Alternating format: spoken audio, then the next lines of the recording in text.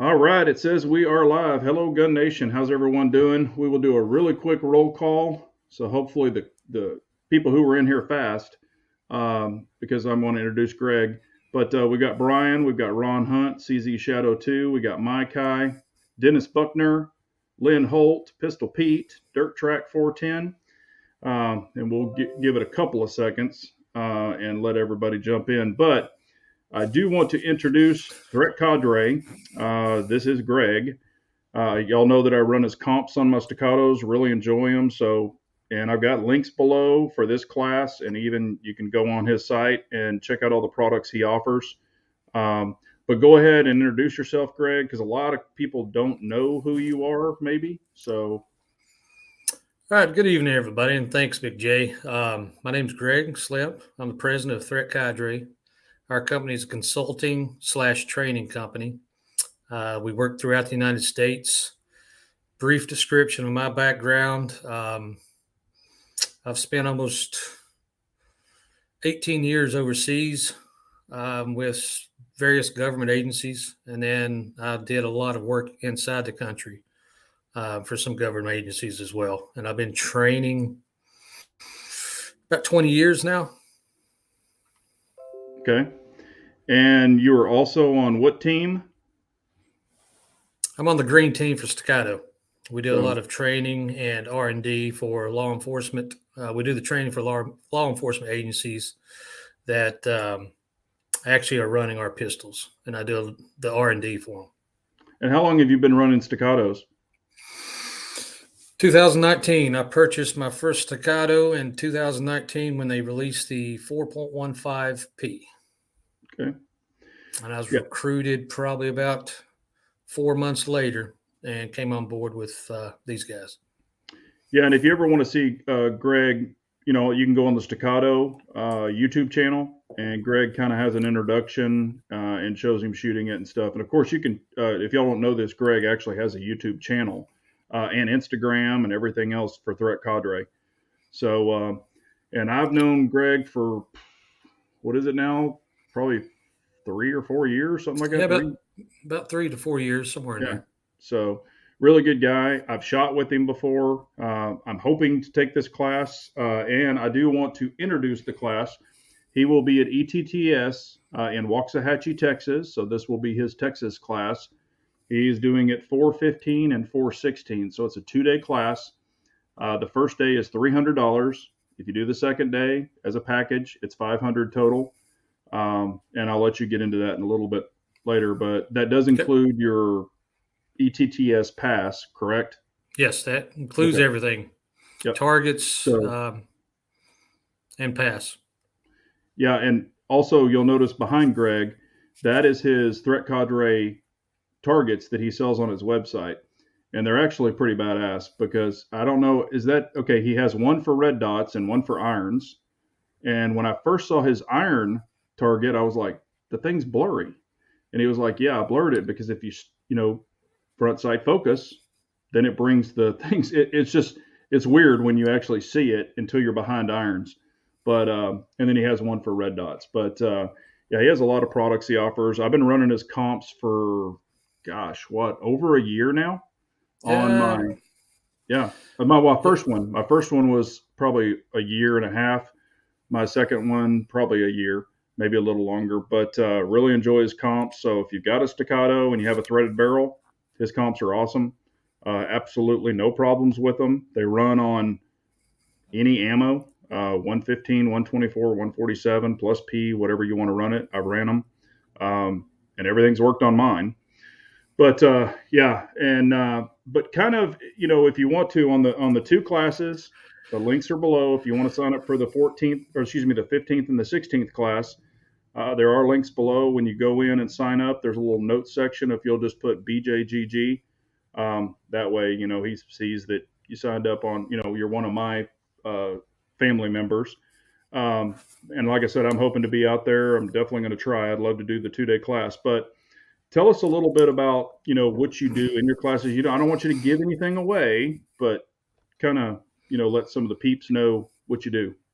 Okay, no, that's great. I just actually got back last weekend as I was in Alabama doing a class, and Florida the weekend before. Normally on a 2-day package. This is day one is going to be open carry. It's first thing. These will not be a beginner class, and the reason I say that is you need to have a good fundamentals. We'll build on the fundamentals, but we will actually normally in these classes we shoot 10 to 25 yards, so it's not 3 to 5 yards. And then day two, which is optional. Day two is normally what we'll do is concealed carry. So the entire class will be from concealment. So Okay. we're just building off day one into day two. So day one, you could run like battle belts. You could run just like an outside waistband holster. Yep. Whatever. And that's the thing. What if you can get cheap mag pouches that just go on a regular belt, but do you prefer like to have the mag pouch, like battle belt style mag pouches, or just?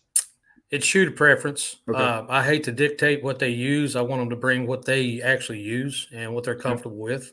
And then I actually have I always bring all my staccatos with me, various holsters that I use so they can see those and they can run them if they want to. Yeah, and that is the thing about Greg. He carries a freaking suitcase full of staccatos, so you can shoot the XC, you can shoot the Ps. He's got multiple kind of inbreds where he's got like the long slide P with a short C2 grip. I mean, he's got all kinds of stuff, and he does have the new CS.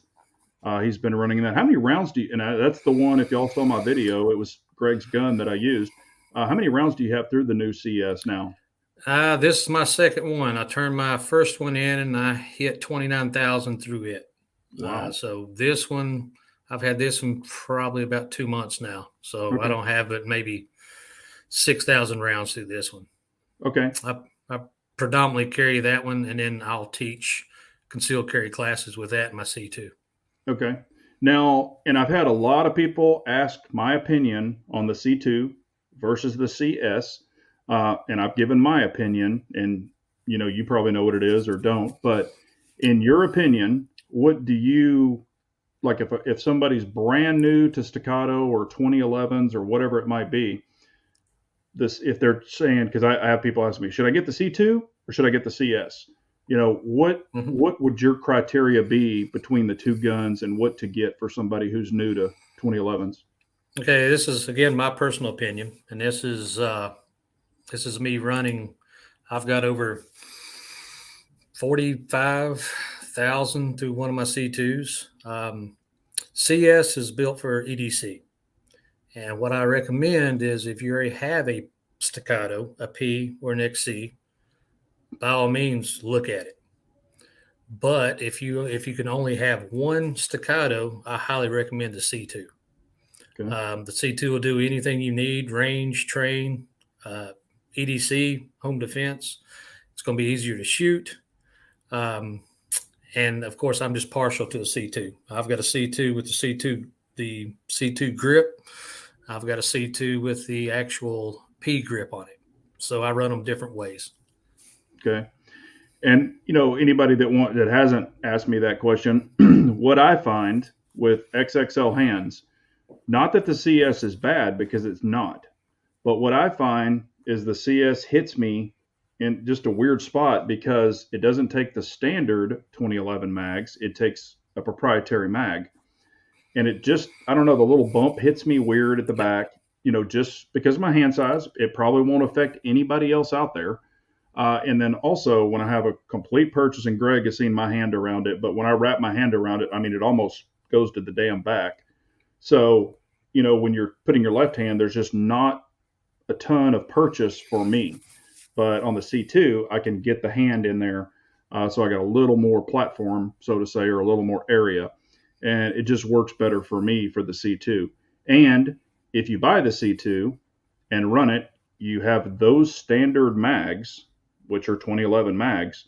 And if you got a P, then your Ps would work in your C2. You'd have a little more compatibility there.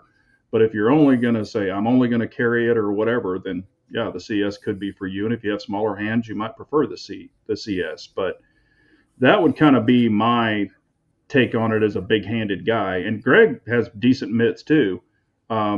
His are just those thick hands. But um, now, as far and people might not know this before, and just so y'all know, I've already gone through a quick roll call, but I please thank you everyone for tuning in, and definitely G23. Tell everybody to hit that thumbs up. We'd appreciate it. But you know, what is your opinion? Because I get asked this all the time too, and you're the staccato guru.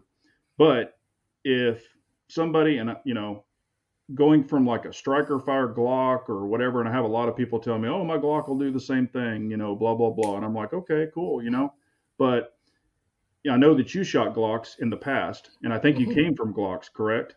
That is correct. I've Okay. ran Glocks stateside and overseas for 20 years. Okay. So, in your professional opinion, because you're a professional, what do you think the benefit? And yes, they'll both shoot, they'll both put holes. We know that, but where do you see an advantage from a Glock or a striker fired gun to a 2011? The advantage is going to be the trigger. Now, this is what I tell it, and I've demonstrated this in classes as well. I can take one of my Glocks and get the same groups that I can with staccato, but I actually have to work at it. Whereas I can get lazy per se with a staccato and have the same group size that I'm actually working on. I've actually taken in class, I'll have individuals that can shoot a group like this with their polymer platforms. And as soon as I hand them a staccato, it goes down to the size of a fist just by the weight, pointability, and the single action trigger. Yeah, and what about your splits versus the two? Because you're a professional, I'm not. But what do you think? Like, and I'll say what I think after you give the proof in the pudding. But what do you think as far as the split time difference? I mean, like if you run your Glock and then you run your staccato, what do you think the benefit is there? You're going to have faster splits there without a doubt. Again, it's a hinge trigger compared to a straight single action pullback trigger. Yeah. So you're going to have better splits. It's going to take less. You can take a 4-pound single action trigger and take a 4-pound polymer trigger. And even though they're the same weight, the single action is going to have a better pull with it all day long. Yeah. You're not dealing with a hinge trigger. It's just straight Mm-hmm. pull back. And yes, I've got some light hinged triggers and like the CZTSO and all of that, and they're great triggers. But there's just, if anybody out there has shot 1911s, 2011s, I mean, really nice triggers, and they don't have to be a 2-pound trigger. I've got some of those in a 2011 too, but it's just, man, when you get that crispness and that reset, and it's just, I mean, I don't know of anything. It's almost like glass breaking or taking a spaghetti noodle, a dried spaghetti noodle, and just clicking it. It's just once you get into that, it's hard. I'm not saying I can't go back because I shoot the TS or excuse me the P10Cs and all of those, and I really enjoy those too. It's just, man, they will spoil you. Hey, I keep them both. A lot of times I'll do law enforcement only training, and I'll shoot whatever handgun they're actually issued. So I have to stay proficient with both of them. But if there's no preference, then of course I run my staccatos. Yeah. And then as far as and I know because I read it, but as far as like if people want to sign up for the 15th and the 16th, and like I said, the links are down below. If you want to sign up, just go into the notes and put BJGG so Greg knows that I helped you sign up. But go in there or you can read what he recommends to bring or ask you to bring. But if you could just go over what do you like the students to bring? Normally, I like the main thing is a good attitude. I mean, we all want to learn. I learn more than a lot of times students do, just by being around different individuals. But the main things will be your eye pro, your hearing pro. I recommend electronic hearing protection just because it's easier. A serviceable semi-automatic pistol, 3 magazines, red dot, and or you can have a iron sight. And I always have people bring notepads as well. That way they can take notes because a lot of times I'm a big proponent in if we're going to go over a drill I'll shoot the drill and demonstrate it. And then we'll stop and do a block of instruction as far as a lecture time. So, and if anyone has questions, by all means, they're going to ask. So when they walk away, I want them to A, be a better shooter, but B, the main thing is to help individuals diagnose their own shots. So when they leave, they don't have to keep spending money. They have an idea of what they're doing to correct their shots. And then what I like to do is, once they take a class with me, they have my email, they have my phone. So by all means, if they ever have questions, reach out to me and we can diagnose it. And then what's the round counts for the day? 500 is a good round count's 500. Sometimes we do 450, depends on what the shooters want to shoot. And I've actually limited, I've done an 8-hour class with 350 rounds, but I say bring 500. Because we do a lot of dry fire. I'll demonstrate dry fire that you can do at your house, but we'll get the most bang out of your buck when you bring your ammo. Okay. Yeah, and a lot of people are like, "Oh my gosh, that's a lot of ammo," and it is. But if you've ever been somewhere and you've got loaded mags and you just start shooting, I mean, you'd be surprised. You can go through 200 rounds pretty damn quick. I mean, yes, it's, unless somebody only carries like a 50 round box or 100, 250 round boxes to the range with them. And then when they run out, they leave. But, when you're just sitting there loading and loading and loading, man, I mean, I've looked down and been like, holy crap, I shot 400 rounds at the damn indoor range. So it goes quick. And again, everyone, thank y'all very much, for being on here. We just, like I said, I don't want to do any more roll calls, but I do appreciate y'all being on. Now, anything that, as far as, and I get asked this all the time too, as far as preference in gear and stuff, is there anything that I know you have different holsters and things like that, but as far as, guns and lubes and like how often do you clean your gun? How often do you lube your 2011? I get asked that all the time, but do you want to give your professional opinion because you shoot every freaking day? Yeah. The only one I normally train or clean religiously will be my carry pistol, the CS, or if I'm carrying the C2, I'll make sure it's clean. Anything else, my CS, I've put 5,000 rounds through it without a drop of oil. My C2s, I've run about 4,800 to 5,000 rounds, then apply oil. So, but normally if I teach a class, I'm going to clean it before the class. I normally keep one that is extremely filthy. That way it just demonstrates, like by then I'll have one of my pistols will have probably about 5,000 rounds through it. So I'll let students shoot it just so they can see them. Yeah, and that is one thing that, and I've noticed, you've shot some of my guns, I've shot yours, and I'm not a safe queen cleaning, unless it is a carry gun, it's definitely cleaner. But one of the things I do is even if it's dirty, before I'll just lube it up, in spots and make sure, I don't run them like it's slinging oil, but I definitely, want to wet them up a little bit. So that way, and I've done that when they're super dirty, and I know you have too, and they'll still run. So, but now, and maybe for some of the people that, maybe can't go to this class that's on the 15th and 16th and sign up for it, down below. But for the people that can't go and they only, go to the range periodically, what are the distances that you like or that you would recommend somebody to train at dominantly? Like if you're picking a couple of distances. If I'm going to pick a couple of distances, normally the first thing I ask, especially new shooters, is what distance when they get to the range and they shoot cold, what's the distance they start at? And majority of the time, they're going to say 15 to 25 yards. Okay. And I explain to them, even when I'm teaching tier 1 guys, and when we're running, we always start at 3 yards, right? So you want to be able to see, you want to confirm. But normally I try to keep all my training, my personal training, I don't shoot anything closer than 10 yards. Because the sweet spot with shooting a pistol, to me, is around 15 yards. That's where your grip and everything's going to come into play. You can get away with a lot from 10 yards all the way to 3 yards with your grip, with your side alignment. You're still going to hit. You're going to still hit your target, but the further you get back is where it's going to come into play.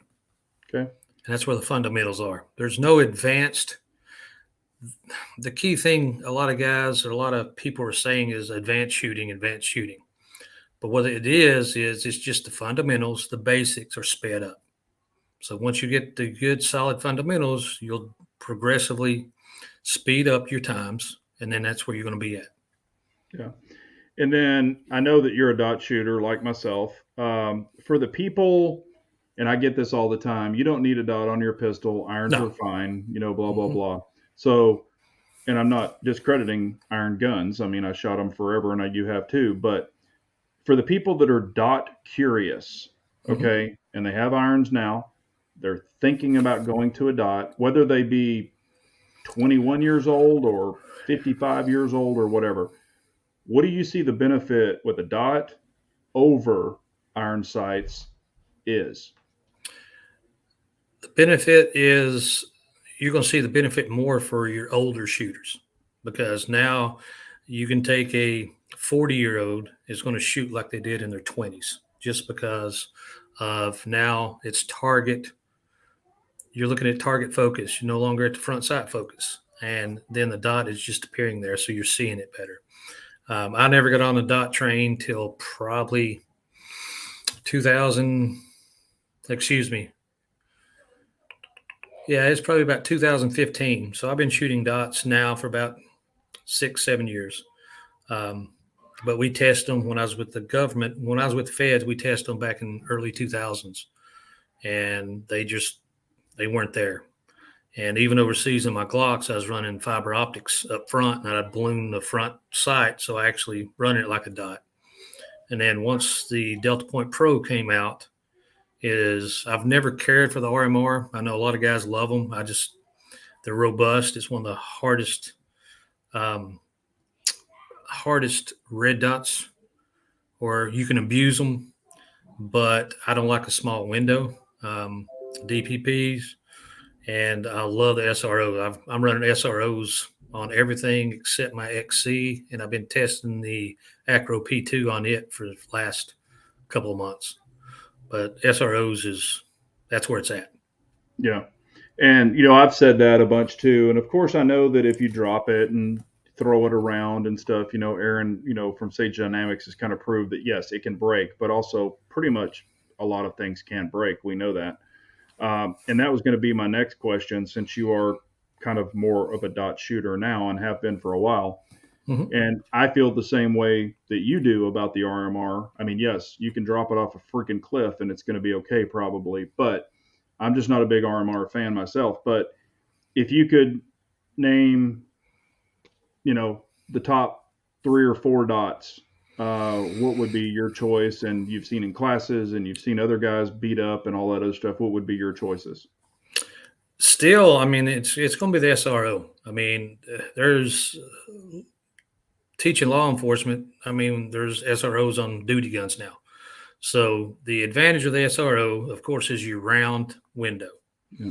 And the human eye, the human mind loves circle objects. So your eye is going to pick it up faster. Next will be the DPP. I love the DPP. Nice clear window. And again, with the staccatos, they direct mount, so you don't have to worry about a plate or anything like that. Now, the last one, again, I don't have it, maybe 5,000-6,000 rounds to it, but the P2. I never cared for the P1, but the P2 and the enclosed emitter, which I feel is actually the wave of the future. Yeah. At this juncture, though, I mean, a lot of people are pushing them. I've done just fine with my DPPs and my SROs, but the technology is getting there with the enclosed emitters. I mean, Holosun's got them out now. Acro's got them out. There's several companies bringing them out now. But I mean, it's one of the clearest glasses I've ever shot. I shot at my XC in Alabama in that class. I took the P2 and I was ringing steel at 200 yards with the XC. Yeah. So you can still see it. It's still accurate. It's another solid object. Yeah, and that's, and I was going to release a video on it, but I'm a big fan of the P2 also. I've been running it for a long time now, and I really do enjoy it. And I've got the Steiner also, and I love the window, I love the clarity, I love all that, but I've got some negatives on it. I'll get into that in the video, but that's where you and I on the DPP, I've had two of them that have taken a shit on me, and not saying they're bad. I'm just saying I've had two of them fail on me. I only have one left, but I don't like pushing the button on the inside, like sticking your finger in there. I think that's stupid. I wish they would come out with like a version 2 and maybe they are. I've heard rumors they were, but I haven't seen anything. Hopefully they'll revamp that and get that squared away for me. But yes, I think that the enclosed emitters are where it's going to be and continue to be. And I think more people are going to go that way because simply, you can hold your gun and you can just wipe the back if you had mud on it or belly lamp or whatever, where you've got to dig in. The other one's like just a catch-all. I've talked about that before. But, I'm really liking the Steiner for some things, and the Acro P2 is kind of bulletproof as far as I'm concerned. And then I did have a question, and I was going to ask you this, but Floridians asked you this. What distance do you recommend zeroing your dot at for pistols? Me personally, I will zero at 10 yards, and I will confirm at 25 because I want it more at 25 because, again, depending on is it going to be an everyday carry? Is it going to be something? What are you going to put your distance? But I know at 25 yards, I can hold center mass at 100 and ring steel all day long. A lot of people are proponent of the 10 yards, and I'm good with it. It's just I'll sight it in. I'll zero it at 10, then I'll back up to 25, and then I will confirm at 25 and tweak it if need be. Because normally the tweaks will come in from your windage, not necessarily your elevation, but it'd be your windage. And when you move back up to 10 from 25, you're not going to see a difference. Yeah. It's going to still be where it's hitting. Yeah, and I've played with 10 and all that stuff, and my happy medium is 15. And that's just you're not a big difference between 10 and 15, but I've kind of found if I'm shooting at 25, 15 seems to be my sweet spot. But I just say whatever somebody's comfortable with, and then know their holdovers and etc. You're going to be good to go. But and then. This is another question I get all the time. Okay, and I want to ask you this first. Do you have stigmatisms in your eye? No. Okay, so Greg has no stigmatisms. I have dual stigmatisms. But here's the question, and I get asked this a million times, and I'm going to let Derek, we're going to read his question. What size dot do you use on your SRO? And I'm going to say, what do you prefer on all your dots if you're picking a dot for yourself? If I'm picking a dot for myself, I like the larger dot. Okay. The SRO. Now I've got I guess it's the 3, 2.5 or 3. 2.5 on the SRO. 2.5 or 5. You can. I've got 3 5s and I've got 1 2.5. And my DPPs, I've got one that's 2.5 and the others are 6. And the reason I say that is for a pistol, you'll pick up the larger dot faster. For pistol distances, and you can still, even at 5 MOA at 100 yards is still 5 inches. So you can still hit targets all day long at 100 yards with it. But again, to me, the larger dot's going to be easier to pick up. It's not bullseye shooting, where actually, if you're competition shooting or something like that, even your competitors are running the larger dots on steel because they pick it up quicker as well. Yeah. And see, for somebody in my camp with the dual stigmatisms, when I look at a 5, just with my eyes, when I look at a 5, it looks like an 8 or a 9. Mm-hmm. And I'm just like, what the shit? And then when I put it on a target, it's just freaking huge. At 25 yards, I'm like, holy shit. So me, and I can't take a 5 and turn it down. If I have to bloom it or turn up the volume or the brightness, then that 5, or what I'm seeing is an 8, turns into like a 12. So I Yep. do prefer the smaller dots, just in my opinion, with stigmatisms, and your mileage may vary. I can take the 3.5 or the 2.5, and and this isn't the correct way, but I can, crank up Hmm. the brightness a little bit more, and I can bloom it, and Hmm. then that 2.5 turns into a 5 or a whatever. And I feel more comfortable doing that. Now, competition shooters and other people will tell you, don't bloom a dot. Don't do that. That's not the right way. But for me, with the stigmatisms, it works. I just can't take a big dot and make it smaller. I can't. It just, No, I agree 1000%. That's even, and the great thing about red dots, there's a lot of shooters out there that did not know they had astigmatism until they started looking through red dots. that's how I found out.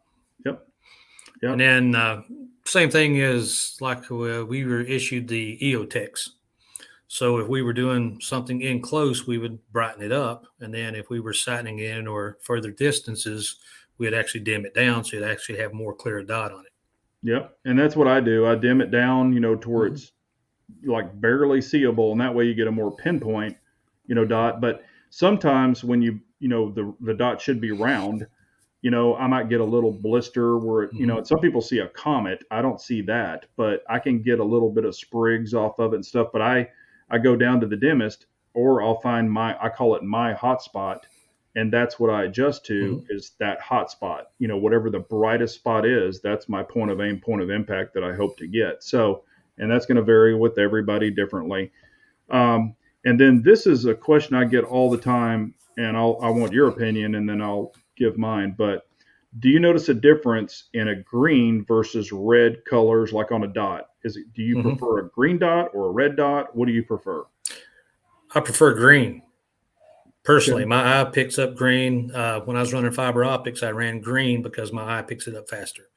I've got a I've got a MRO on one of my carbines with the green dots. Now, the downside with green is the battery life's not there. It's Yeah. about half of red.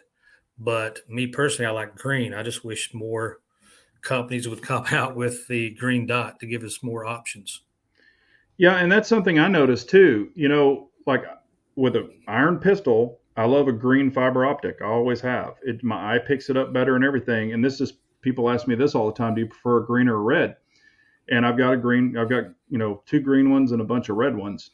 And I think since I started shooting red ones all the time, that's kind of what got me into the dots, and that's all that they had kind of at that Hmm. time. And then I shoot the green. It's like I like the green, but it's like I can pick up either. I guess for me, Hmm. I love green red dot or fiber optics, but I don't know if I have a preference yet. I mean, I don't. It's weird, but I can't say I've got to have a green or I've got to have a red. I can't say that yet, and I don't want to just go, oh yeah, I'll buy a green, because I just don't feel that way yet, for my personal opinion. Um, but I get asked that a ton, and I wanted to get your opinion on it. But again, it's the same thing. Every individual will perceive color different. A lot of guys will pick up green faster, and then a lot of guys, well, ladies as well, will pick up the red faster than they will the other color. And since you've been out on, ranges, and you've been in different environments and even maybe overseas and things like that, and I know that the green is not like a grass green, it's usually a fluorescent type green, but do you notice, like, when you have a grass backdrop or anything like that? I know that it's a different green, but do you Right. ever have any problem, like under speed or anything like that, between a green versus a red? Now, I've Okay. actually had more issues shooting targets with red, like a red T-shirt, Yep. with a red dot than I would have a green. Yep. That's another thing I have students do is to pick if they've never shot against a red backdrop with their red dots, they need to. Okay. Especially certain T-shirts will actually absorb that color, and it's harder to see. And see, I have heard that, but I've never tried that. Hmm. So it's good that you brought that up, because I mean, you learn something new all the time. And I heard, oh yeah, if you have a green or a orange or something like that, that you're going to have problems with the red dot on that background. But I haven't tried it personally, so that's definitely something good to think about and good to know. Uh, if you had, and I know you like the CS and you like the C2. But if, and I get this question all the time, and I don't know if you've shot it. That's why I want to ask you. Um, have you shot any of the SIG P365, macros or any of those? Have you shot any of those? And if so, what is your personal opinion on it? I've shot the 365. Um, I actually have a couple of the 320s, the SIG 320s as well. I like the 365. The issue, it's got a lot of recoil in it. And I'm not recoil sensitive, but the issue you run into is just the way the muzzle behaves. It's a light weapon, it's a good weapon, solid weapon. Shot them a lot, along with my 43X. I actually like the 365 better than I do my 43X. But again, it's just the weight and the grip angle. Okay. And then here's a question I get asked all the time. Okay, if you were carrying a gun every day, it didn't matter about the size. It could be a subcompact, a compact, a full size, whatever, and you could conceal it or whatever. What do you think the best fighting EDC size is? Is it a subcompact, compact, mid-size, or full size? What would you say? For all around, I would say a compact, like a 4-inch barrel, like a Glock 19 or the 320 carry or the C2 or any of that nature, because that's overall. I mean, you've got your 5-inch. They're going to be easier to shoot. They're going to weigh more. They're going to be easier to shoot. But again, they're going to be a little bit more hard to conceal. But I personally, because I've got so much time on the Glock 19 and the the compacts, that's why another reason I like the C2 is the slide matches up. The slides are about the same. So when I can see them during recoil, it feels normal to me. Okay. A lot of times the larger ones like the P, even to the XC and the XL, they feel the slides feel sluggish on when they reciprocate. They just feel sluggish to me, and it just matches my eye better, the 4-inch models. Yeah. And here's what I run into. And, I know you teach classes and you teach guys with big hands, small hands, ladies, you do it all. But here's what I find. Everybody's like, why don't you carry a 365, even the new X Macro, which has the 20 round or the bigger or 17 round grip and the larger grip and everything. But here's what I find with especially the smaller 365s, not the new longer grip. But, I carry appendix. So when I reach down, even to dry fire and practice, when I reach down and grab that thing, it's like I could miss that grip. I mean, a good master grip. I could miss that grip 5 out of 10 times, 7 out of 10 times, just really snagging it because it's so damn small. It's thin. It's, even on the new one, it's thinner. It just is a hindrance to my hand size, which isn't going to affect 90% of people. But that's one reason I don't carry it, is because when you need to grab it, even if it's a shitty grip, I could still get it out. But I've literally I'm like, what the hell? I just grabbed a piece of belt. I didn't even grab the damn gun. It's like it's almost non-existent to me. Do you see that when you're teaching concealed carry classes with some of the guys? Yes, I see that. Well, and of course, I've always referred to them as mouse guns. All right.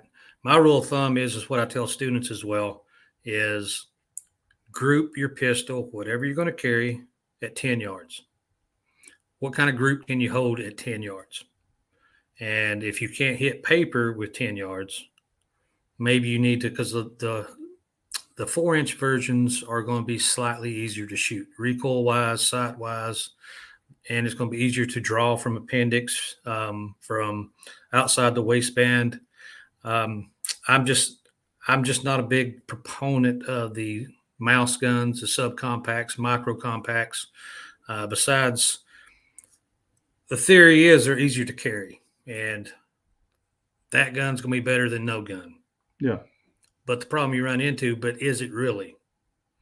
And the other problem is when you start getting these 3-inch barrels, what is the ballistics going to be out of your barrel? Are you actually getting the proper ammo for that? Because now they're developing 9mm ammo for these micros.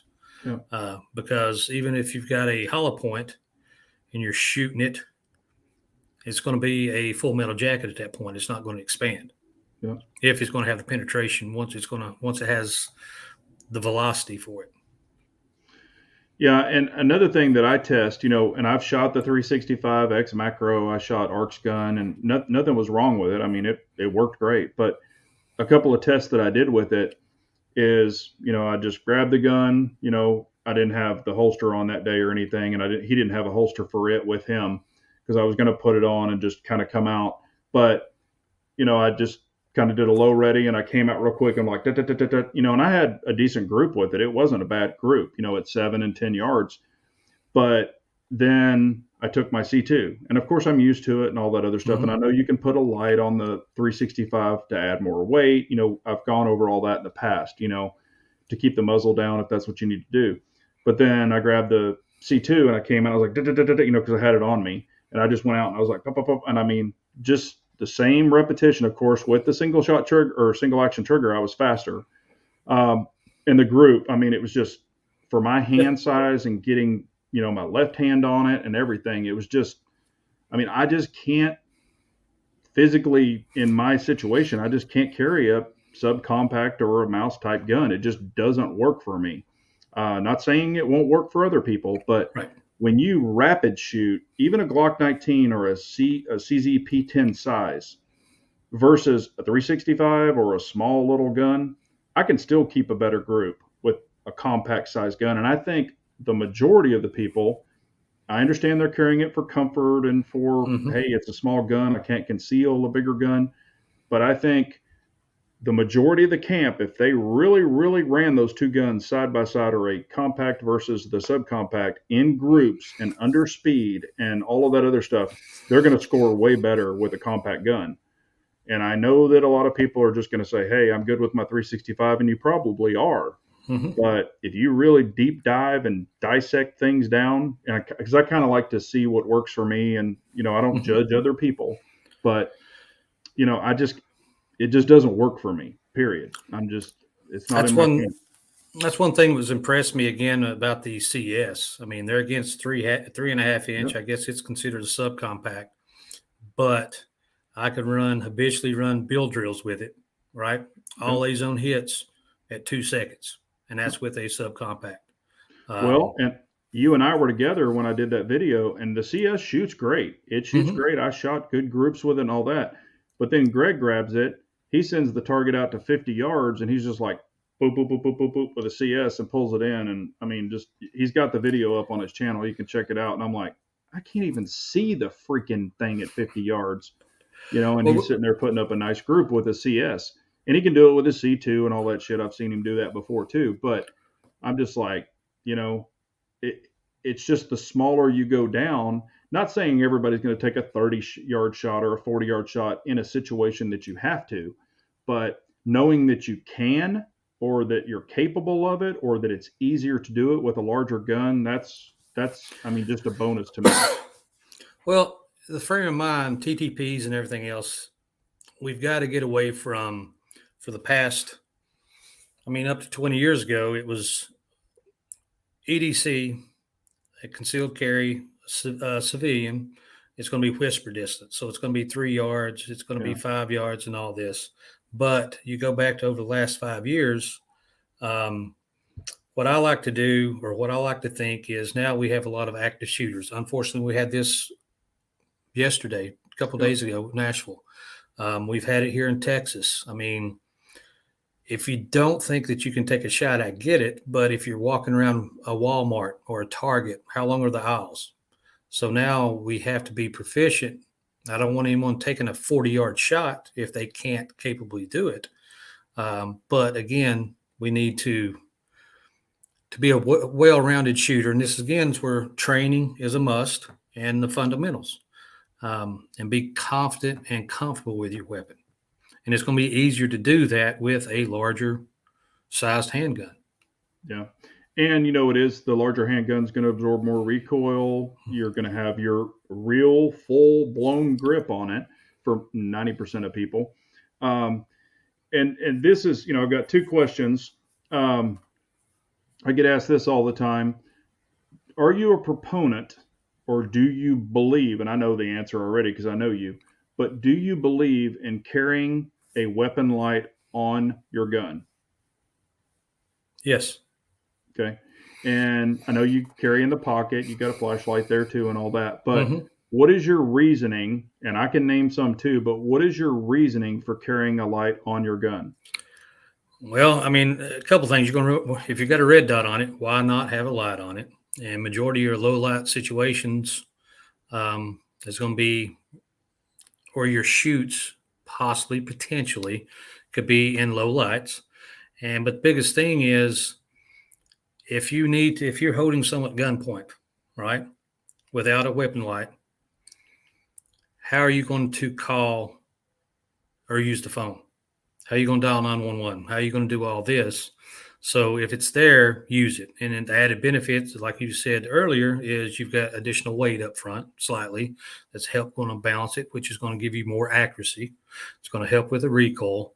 But I'm a huge proponent in the weapon mounting lights. Now, EDC, a lot of guys are running these full size with the X300s, and that's great. I used to do that as well. But normally, I'm running the TLR7 Alpha or the TLR7 Sub. It's what I carry. It doesn't add any weight, and it's there if I need it. Yeah. Yeah. And I'm a big proponent in having a light on a gun too. Even more so than I used to be in the past. I'm not saying, if you don't, whatever, but that was kind of the thing that I was bringing up. If you have to, hold a kid or whatever, you're not going to be able to sit there and, do all your FBI stances and do all this crazy stuff. Or if, you got some people there, you got to dial that phone and say, hey, come get these guys. Um, so that's kind of where I was going to. Or, and I thought about this, and people were like, oh, you'll never use a light on your gun. You will never. And then I was thinking about it, and I'm like, you know what? One time, and this was a long time ago, but one time I was in a Walmart, and we're just walking around. I got my little basket getting junk, and then all of a sudden the lights went out. All the lights went out of Walmart, and I'm sitting there going, what the hell? And they were only out for like a minute or two. But if you've ever been in a Walmart with the lights going out or in a big place, a Target or whatever, and the lights go out, you got that little emergency lighting for the exits that pop on.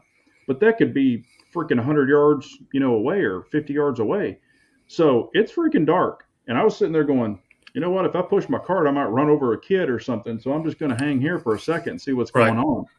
And, they popped back on. So I don't know if somebody was goofing around or what, but, and nothing happened. It wasn't, any kind of active business going on. It just was one of those things that happened. So, or if you're in a church or if you're, wherever's going on and happening, you just don't know. And I think it's kind of better to have it than not need it. But the benefit I see in it also is having that flashlight in there with the two CR123s, whatever, or the single 123. It is adding some weight on there, even if it's a TLR7A, a little bit of weight.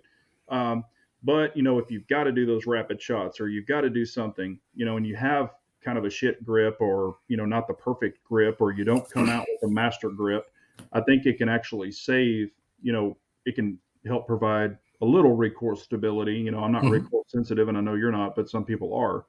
So that could help. But Them to me, too. it comes down to holsters as well. And that's another thing I love about the Tentacores Yep. is for my C2s and for the CS, they're just the same width as a holster without a light. Yeah. So I mean, it's still compact, so you're not giving up anything. But I'd rather have it and not need it. The old cliche. Yeah. And I'm not saying I'm going to point my gun and go, hey, where did I drop my keys? Because I wouldn't do that. Right. But, I mean, I did, and I've said this before numerous times. If I pull that thing out, okay, if it's in the middle of the daylight, yeah, I'm not going to kick the light on. But if I pull that thing out to go to work, that light's coming on in the Well, dark. Let me ask you this. How many times you train single-handed, strong hand only? To be honest with you, not enough. And Okay, I will.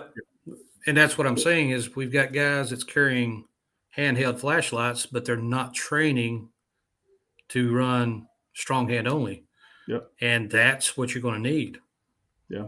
So you're going to be more accurate with a weapon mounted light if using that ideology to have two hands on your weapon.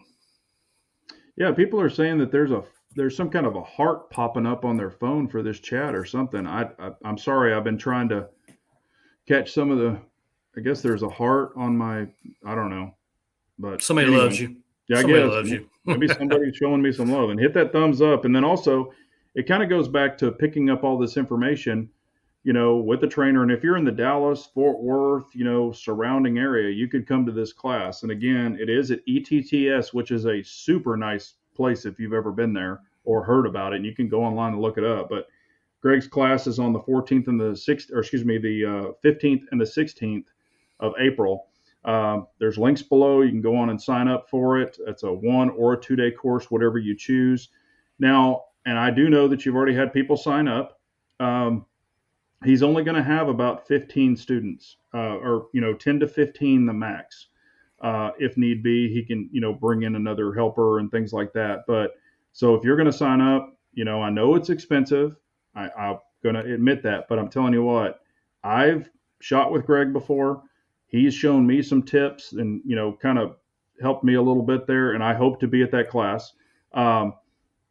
He knows what he's doing. He's done it overseas, done it contract. He knows his stuff. The guy's a hell of a shooter. I even hope to take a long gun class with him, a carbine class, later on down the road, but he knows that too. He's lived it, breathed it, protected our country with it, so he knows his stuff. But it's impressive to watch him, shoot different guns, because I'm just like, you know what, I can't. Watching him and then doing what I do, I'm like, okay, yeah, I suck. So, that's what I hope to pick up at that class too. But if you want to sign up for it, links below in the notes section. Just put BJGG. I definitely, if y'all, I've known Greg for 3 years now or so. Love his comps, love his products he makes. So I definitely support Texas people, Texas companies, people that are on our side of the 2A community. And Greg's definitely that. Plus, I appreciate his service, what he's done for the country. But, and if there's any other questions that y'all have, I want to try to, have Greg answer them. But so we've got a little bit of time here. What time is it? Yeah, we've got about 8 minutes. So if anybody can think of anything that they want to know. And on that, yeah, Big J, just go ahead, if you can, go ahead and put my email there as well. So if they don't want to answer it here, they can shoot me an email. If they got questions, and I can answer it that way as well. Okay, yeah. Anything I put on this chat, it will leave after this, but I will go back and I will put your email on there too. Ajax the greatest. Here's the thing. Thank you for the super chat too. I appreciate the $5. I'll buy you a beer, Greg. Functional grip safety or pinned? Also, thoughts on the Oracle Arms 2311? And that's a great question, because Greg and I have talked about this before. What is your opinion on grip safety on a 2011 or 1911? I have one that's pinned. My XC's pinned, and the rest of mine are not. And due to the fact that with the Staccato, with my grip, I don't have an issue. A lot of the larger hands, like you've got Big J, will have issues with them, even with the memory bump. But I see more issues with shooters coming across from a polymer style pistol coming over to the 1911, 2011. And the reason being is it's the grip. So they're trying to get that high grip, but what they're doing is they're getting so high, they're actually pushing back on the grip safety. So they're deactivating at that point. And I would show you, but my screen keeps going crazy. But yeah. I like it. I like it for me personally because I EDC them. So it's an extra. I know I've still got my thumb safety, but it's still one of those. I make it a habit of throughout the day, I'll touch my safety, make sure it's still on, but it's still, I personally have no issue with it. Now, a lot of your newer weapons, like your Wilsons and like that, are coming out without them. Even the single actions, I had the SIG 229 and 226 Legion single action onlys. They don't have grip safeties, but it's to each shooter. I mean, it's there. If you don't like it, pin it. there's no issue with it. You still got uh, your thumb safety, and your number one safety is your finger. Yeah. And let's use okay, so you gave your opinion. Let's use my opinion, and you've seen my opinion in person on your damn guns. Greg's like, hey, shoot this. So I grab it, have my grip. I shoot a high grip, always have. So I'm way up on the gun, and I feel that's correct for me. I don't like that low grip where the gun's rocking, I mean, I've got a pretty decent grip. But what's the first? I'm sitting there pulling the trigger or trying to pull the trigger, and I'm like, what the hell's going on here? And Greg witnessed it. He's like, man, your hands are so damn big. When I grip that thing, the bump is literally in this part of my hand, and I can press my hand all the way on there, and I still can't engage that damn thing. On a lot of them, I can only engage it on one of my 2011s out of four of them. So 90% of mine are pinned. I hate grip safeties because if I just go to grab it and throw it up, 90% of the time I'm missing it. They just don't work for my hands. So that's where if you can engage it every single time, even dry firing it every single time, I say keep it. Yep. That's, for your peace of mind. But with this flip safety, I don't need a grip safety. I've pinned, man, even my 1911s are pinned. I hate them. So that's my opinion on that. But do you have an opinion on the new? I know you haven't shot one because I've seen them on video, but on the Oracle, I've seen them on video. They look. I mean, I'd be interested in testing it. I mean, it looks like a solid option, especially if it runs reliable, and that's the key thing is reliability. The one that's really kind of gotten me excited is the new Stealth Arms Platypus. It takes Glock mags, but it's a freaking 2011, but you can't say it's a double stack 1911 that takes Glock mags. I have a buddy that's already ordered one, waiting for it to come in. He custom ordered it. So, I think that's kind of cool. It's the videos I've seen, everybody likes them, but who knows? I guess time will tell. They don't have any proven track record yet. And then Pistol Pete has a question. I kind of know the answer. I don't know the exact, but how many rounds does Greg average per year? That's a good question. I'd hate to tell you. I try to go through. I'm normally going through for my sustainment training anywhere from 1,000 to 2,000 rounds a week. So you're looking at minimum 10,000 rounds a month. So I go through a lot of ammo. Yeah. And I've seen his guns. They're heavily shot.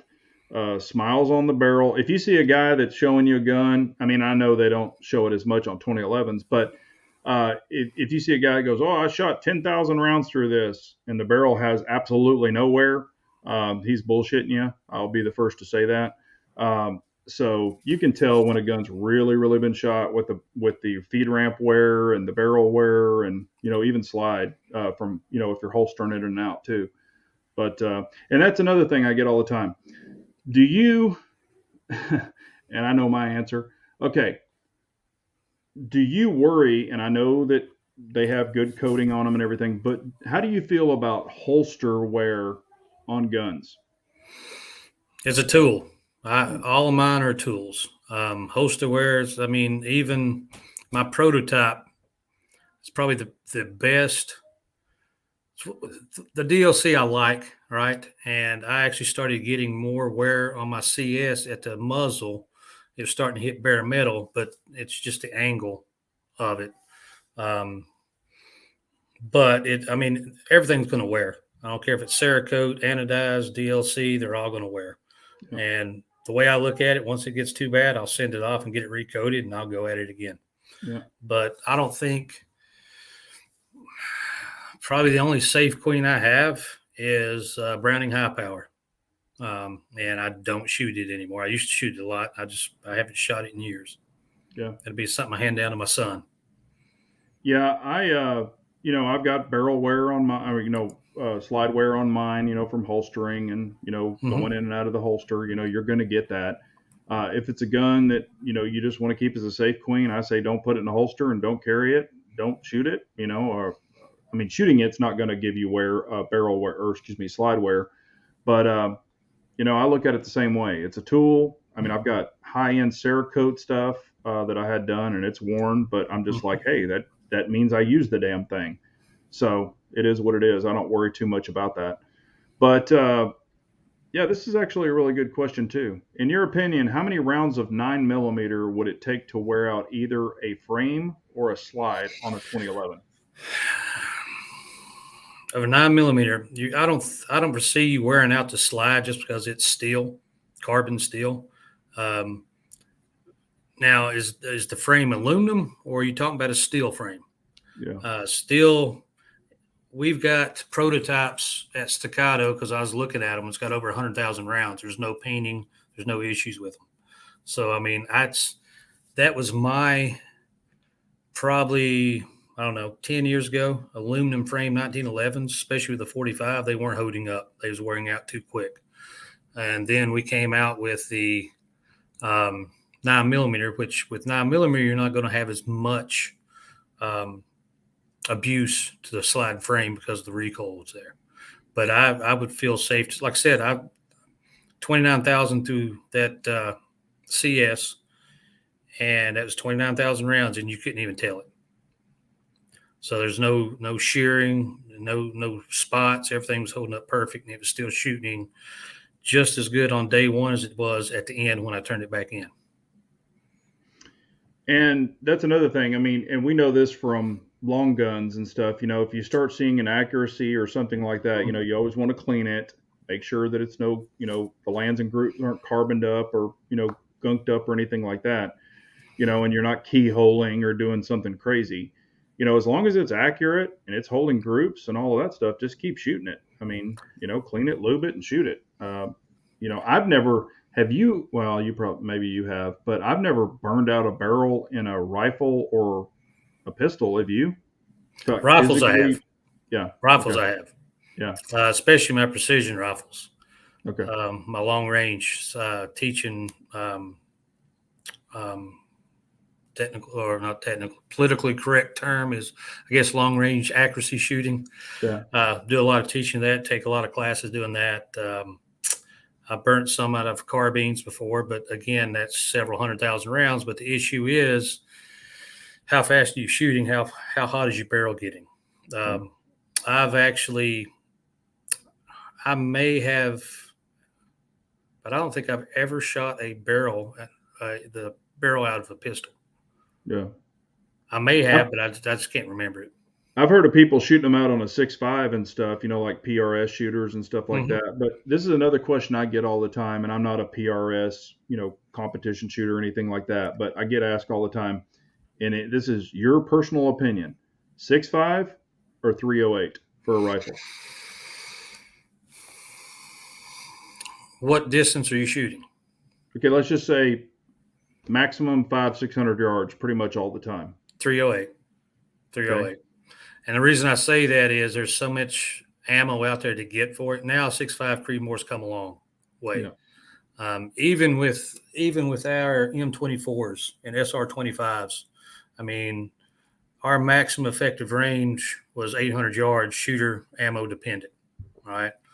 But my 6.5, I've shot 1,200 yards with it. It keeps groups all day long.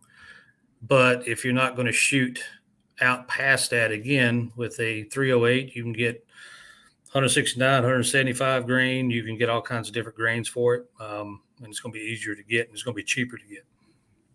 Yeah. And now, if you were going to go 6.5 or 308 for, I guess,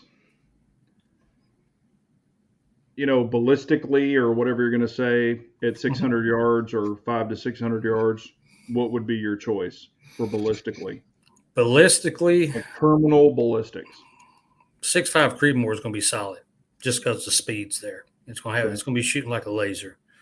But again, and that's what I tell guys, especially the gas guns, which gas guns come a long way. We were issued SR25s overseas, which is older models. We run those since 04, 05, and they were terrible. They'd get so hot that you'd have to breech load them when we go out and do sustainment training with them. Now, I guess they've came a long way, but I've never cared for the SR25 that much. But what I tell guys is the best thing to do if you want to get into it, find you a 308 gas gun, a solid one. And the great thing about it is you can always put a 6.5 upper on it, and the magazine still feed the same rounds and everything else. So you can have both options at that point. Yeah, and that's like my 308. I can change the barrel in it the way it's set up and run it just by a barrel change. But and then also if you compare the 6.5 and the 308 as far as barrel life, the 308 is going to blow away that 6.5 for longevity. If you're going to, that's going to be your end all world gun or whatever you want to call it, Right. And of course, I mean, either mag works for 6.5 or 308, so that's a good thing. But, I'm just a 308 guy. I mean, I've shot plenty of 6.5. I like it.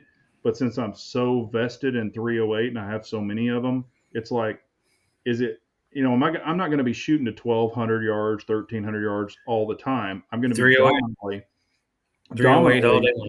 Yeah, 400 to 600 yards is going to be my dominant, so that's why. And also, I've shot steel, like just big plates of steel with a 6.5 at 600 yards. And then I've shot 308 at the same yardage on the same day.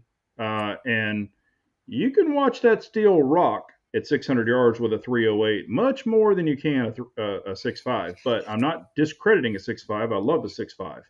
But the 6.5 came about just because the less drop. Yeah. Oh yeah. So if you're going to shoot distance, I mean, back in early 2000s, we were issued the 169 grain boat tail hollow points, and then of course GWAT happened, and then we started rolling with the 175, and I love 175 in it. Same thing with carbines. Back in the day, everyone was running 55 grains or 63 grains for the carbines. Yeah. And my personal preference is 77 grain OTMs. Yeah. So it's got some ass behind it when it hits.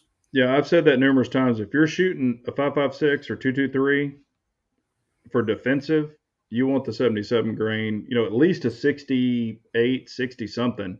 Those 55s, man. I mean, not saying that they're bad for just target and stuff like that, but also your accuracy for most barrel twist comes in around 68, 77.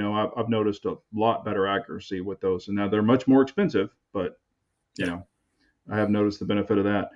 Anything else? And if y'all are just tuning in, we're going to head out of here in just a second. But ETTS, Greg is hosting Threat Cadre at ETTS for the Dallas-Fort Worth area. So even surrounding areas, you can come to this class. It is April 5th or 15th and 16th. His sign up is all listed. I've got it here. I've got it on the community. So if you want to check it out, sign up for it. In the notes, just put BJGG. This shows that you're one of my subscribers. And if I'm out there, I might do a giveaway. How about that? That's kind of what I'd planned to do. I've got some goodies, and if I'm in the class and you've signed up under my name, I was going to do a giveaway. So only to the people that take the class. So, and it's going to be some good stuff. That's what I was going to do. But, I appreciate Greg being on here. Like I said, he's a wealth of knowledge, hell of a shooter, and I'm excited to take his class. I think it's going to be a great class, and I would love to meet y'all there. So if it interests you or you have a friend that maybe would want to take it, please let them know about it. After the chat, I will put Greg's email in the link. I'll just put it in one of the links or add it to the community link there too. That's going to be down below. I just can't do it now because it'll go away. But I thank everyone on here, and I thank Greg. And Greg, do you have any final thoughts or anything else you want to share with anybody? No, I appreciate you having me on. Appreciate the conversation as always. And like I said, if you guys ever have any questions, hit me up. He's going to put the email down. But the main thing is, and as we can see in the current situation, the atmospherics is we got to get training. And the key thing is one of the biggest things when I get asked what they can do to improve quickly, dry fire. Yeah. How many people dry fire and how often you dry fire? I mean, I've been doing it 20 plus years, and I dry fire a minimum of 15 minutes every single day. And that's me doing this. Yeah. And there are days that I lax off, sometimes 2 and 3 days that I lax off. I do want to ask this real quick. Ajax, and I appreciate the $5 again. I'll buy Greg another beer. I know they aren't gold or silver, but how do you feel about firearms as a hedge against the economy? Thanks for your time, gentlemen. It's looking better and better. I'll put it that way. Especially now that and ammo. And as far as a 2A standpoint, again, not politics or anything else. It's one of those we got to stand. We got to support our 2A representatives, and because there's attack on our rights. They may not try to take our weapons because they can't get them, but what they can do is start taxing and doing our ammo like they did during COVID, saying that they couldn't get them. And if you get online and look at Canadian websites, they were stocked up full, but yet we couldn't get them and couldn't import it in. So that's the other thing is, and my advice is to get into reloading as well. Yeah. And I've always said this, whatever guns you plan on running, whether it be AR-15s, 300 blackouts, whatever, or 308s, load up on mags, pistol mags, and rifle mags, because look at what they're trying to do. I mean, 10 rounds, 5 rounds, what the shit, definitely load up on mags, because that's going to be the next thing they're going to jump on, I promise you. Well, they've already done it once before. Yeah, I'm old enough to remember. Yep. Oh, I remember. Yep. Freaking PMags were going for $100 a piece. Then that's what I'm saying. If you are the person right there in your question, you're talking about how firearms as a hedge, mags alone are a huge hedge. So you could be the master of all if you owned a bunch of mags like we do. Mm-hmm. So, and I don't care if it's a Glock, if it's a whatever, have mags. I remember Glock mags, high capacity Glock mags going for $50, $60 a piece. $60. Yeah. For the 33s, $60. Yep. They definitely were. But I definitely want to thank everyone. I tried to answer as many questions as we could. I just wanted Greg to just go over and just try to pick his brain as a professional, because I get so many of these questions and I am not a professional. I'm just a host on a chat, and I enjoy all y'all being, but when I have a professional, I want to take advantage of it and just milk him for knowledge, for free knowledge, to share with y'all, because he is a wealth of knowledge. He has shot all my 2011s. I did want to ask this because I've had people ask me all the time. You've shot my MPAs, which is not a Staccato, but it's a 2011. Right. What's your opinion? I'm not putting words in your mouth, but what's your opinion on the MPA 2011s that you shot of mine? Extremely impressed with it. I love the ones, and that's yours are the only ones I shot, but I will actually have an MPA. I'll have one. Yeah. I was extremely impressed with it. Yeah. I mean, they're great guns, but I get asked all the time, but then people are like, oh, well, you own it. So no. But I let Greg shoot them. I don't own one. Accuracy was there. Trigger was there. The weight, the feel. I'm a big feel guy. Me too. So I can, even with different types of ammos, I've shot so much that I can tell the difference between 115 and 147 to 150 grain just by the feel of it. And same way, I like the balance, and those pistols balance real well, extremely well. Yeah. Quick question, and then we'll get off, because this is one question I forgot to ask you. Okay. In your carry ammo, so we're talking defensive ammo, plus P or non plus P? Honestly, mine is just non plus P, because the benefits that you get with the plus P is not with technology is not what you think it is. Yep. Now, again, I never started up until probably 2014 ish is when I started carrying 9mm as EDC. Prior to that, it was 357 SIG, just because 9mm ammo was not nowhere where it is now. Yeah. And then even overseas, we were issued HydroShocks. So a lot of times you would actually stagger HydroShock to full metal jacket because of barrier penetration and all that. So, but I don't run the plus B.